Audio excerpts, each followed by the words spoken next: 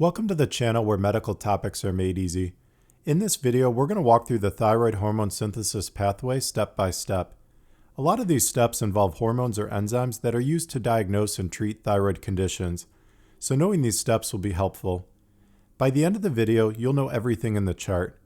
We're going to come back to the chart at the end, so make sure to watch the entire video.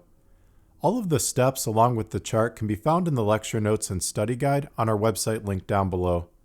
I highly recommend checking out the lecture notes because they easily walk you through step by step everything we're going to talk about in this video. All of the videos come with lecture notes and study guides, so make sure to subscribe to the channel to not miss out on those. There are three main structures involved in thyroid hormone regulation and synthesis. They include the hypothalamus, anterior pituitary gland, and thyroid gland. The three structures communicate and work together to produce and regulate thyroid hormone.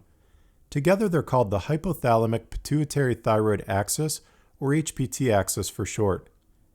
The HPT axis is a self-regulatory circuit that balances thyroid hormone levels in the blood and maintains thyroid homeostasis in the body.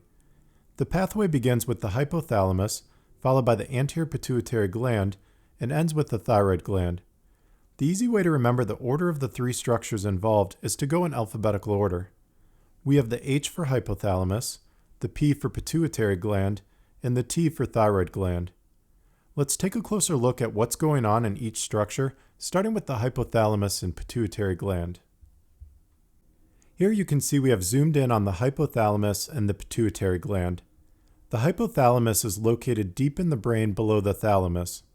The pituitary gland is located below the hypothalamus, and it's the anterior pituitary gland that'll be important in this video. Let's start with the hypothalamus. There are neurons located in the hypothalamus that have the ability to secrete hormones onto the anterior pituitary gland.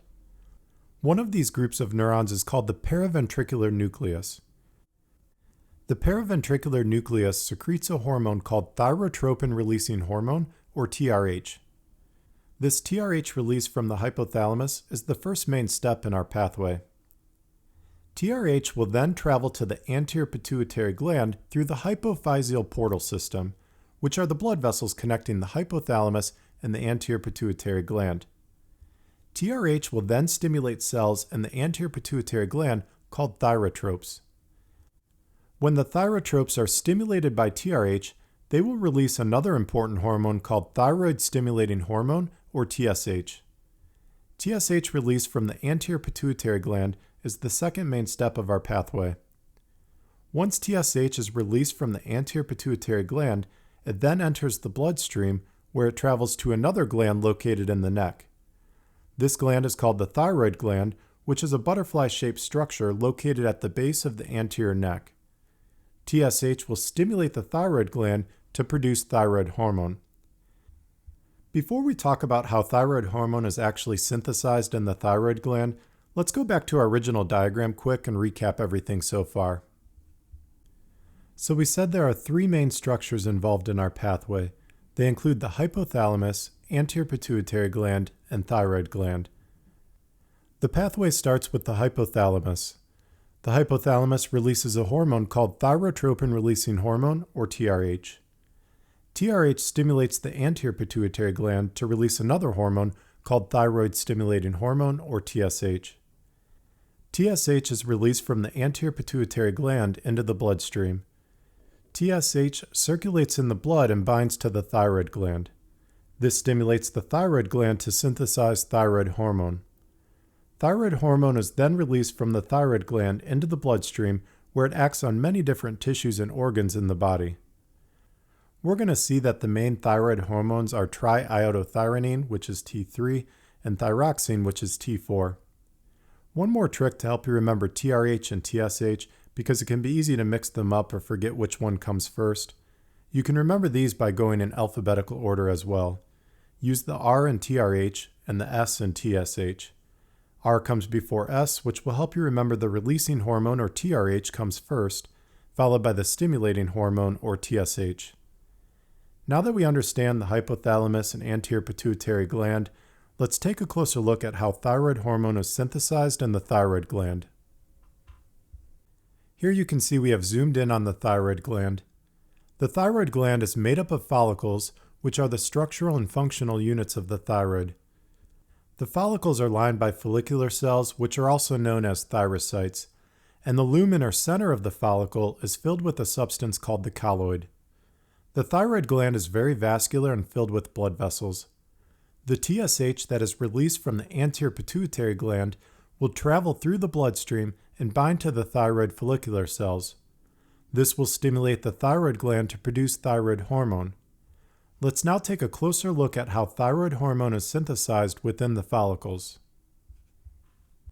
Here you can see we have zoomed in on a follicle, and we're looking at a blood vessel in red with a follicular cell in brown above it, and above that we have the lumen or colloid. Let's go step by step on how thyroid hormone is produced within the thyroid gland. First, we said the TSH released from the anterior pituitary gland circulates in the bloodstream. TSH will then bind to TSH receptors on the follicular cells of the thyroid. Once TSH binds to TSH receptors, this will stimulate or enhance the production of an important protein made by the follicular cells. This protein is called thyroglobulin. Thyroglobulin is then released into the colloid. So the colloid is very rich in thyroglobulin, and we're going to see shortly that thyroglobulin is the precursor for thyroid hormone. However, there is one more ingredient we need from the blood to make thyroid hormone, and that's iodide. Try not to confuse iodide and iodine because we're going to be talking about both. We mainly get iodine from our diet, and then it gets absorbed into the bloodstream as iodide. TSH will not only enhance thyroglobulin production, but it also stimulates the uptake of iodide from the blood into the follicular cell.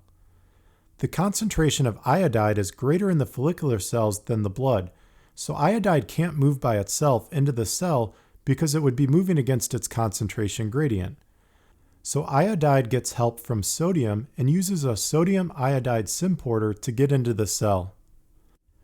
Once iodide is in the follicular cell, it will enter the colloid through a transporter called pendrin. Now that iodide is inside the lumen of the follicle, the thyroid is picky and it wants iodine, not iodide. So it uses an enzyme called thyroid peroxidase, or TPO, to convert iodide into iodine. This process is known as iodide oxidation because we are losing electrons to form iodine. Now we have our two ingredients to make thyroid hormone. We have thyroglobulin and we have iodine. Now it's time to combine these two ingredients.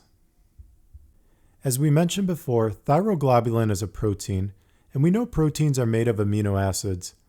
Thyroglobulin contains tyrosine amino acids. The thyroid will again use the enzyme thyroid peroxidase to place iodine onto the tyrosine. This process is called organification or iodination of thyroglobulin. We know from our medical terminology video that the prefix mono means 1 and di means 2.